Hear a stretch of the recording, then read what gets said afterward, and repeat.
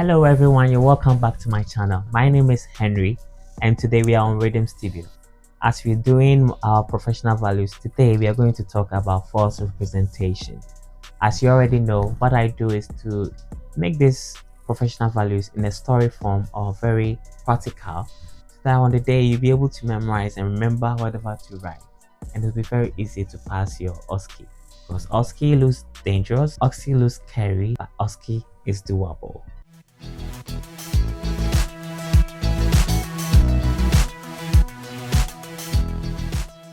So without wasting much time, we're going to talk about false representation. We're going to deal with it in the practical session, and we're going to relate it to the marking criteria to be able to remember and write. What is false representation all about? So assume you are a band 5 nurse, which is a staff nurse, and then you have a colleague who wants a line manager to give reference to them because they are going for a post elsewhere, but you as a staff nurse, you decide that you would get yourself to be the line manager or whoever you think you want to be, and then you provide reference for that. This is what we're going to talk about. What's going to be the implication if you find yourself doing it? So this is what the NMC has written about false representation, or better still, to make it easier, representing yourself different from who you are. So let's go through together the marking criteria and then see how to understand this to be able to memorize them. The first point is recognizes that false impersonation to provide reference is an unlawful fraudulent action. So this is very easy to understand because saying you are something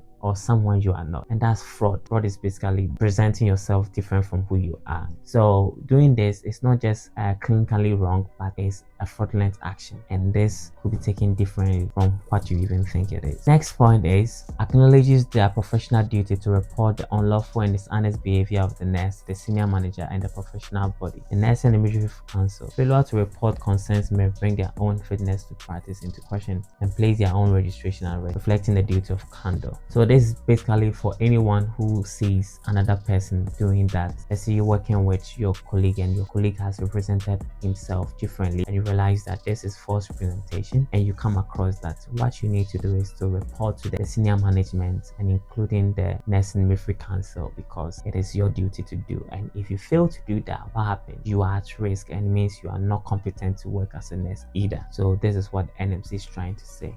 So the next point is recognize that the action of falsely providing a reference could indirectly create a risk to the safety of the patient in the care home. So this is very self-explanatory, and that when you do this by falsely representing yourself, you want to put risk to the patient. How does this happen? Because you are not competent enough to do what you are claiming you are doing, and so it makes someone to be at risk and their safety is going to be tampered on. The next point is make a clear written record of the occurrence, including the date and with whom the concern was raised. So assume you've seen your colleague doing that and you realize you have to document who you reported to and then what you reported about, and this is to show that you are competent enough to be a nurse. The next point is recognize that this action will need to be shared with police and will likely result in the need for a formal police statement. As we already mentioned in the first point that this is unlawful and it's a fraudulent action, we should be aware that if you find yourself reporting anyone, this information will be shared with the police, and then they will also take on some investigation so that they will know why these things happen and then find a solution to it. The next point is suspend the nurse in question from work pending investigation, removing them from any forthcoming shift from the roster, and identify cover.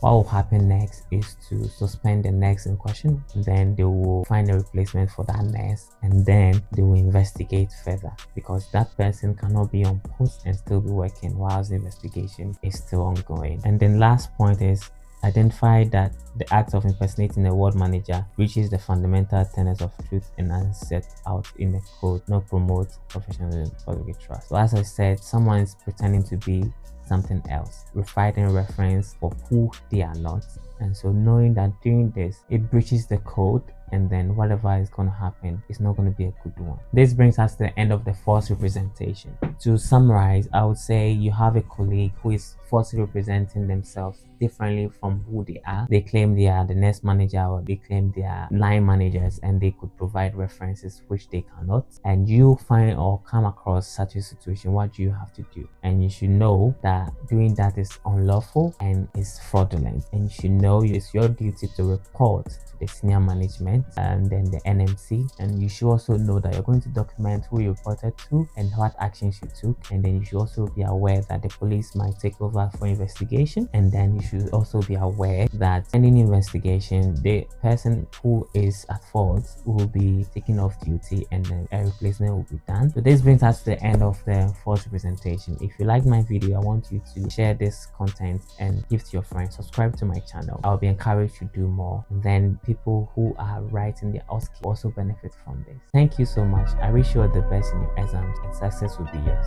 Bye.